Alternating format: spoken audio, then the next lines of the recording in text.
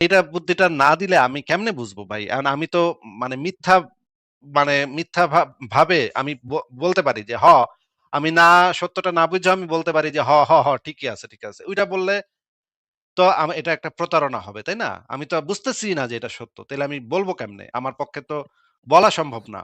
আমার তো এটুক বুঝতেছি তো আমি না যে এটা যে সত্য এটাই আমি বুঝতেছি না। তাইলে আমি কিভাবে বলবো? এই হাদিসটা আপনাকে আমি দেখালাম। কারণ হচ্ছে এখানে মানুষের বুদ্ধিমত্তা আল্লাহই নির্ধারণ করে এটা বোঝাবার জন্য। এবার আপনাকে আমি এই হাদিসটা একটু দেখাই। এটা দেখেন। এই হাদিসটা কি আপনি আমাদেরকে একটু পড়ে শোনাবেন ভাই? শুরু থেকে পড়তে হবে?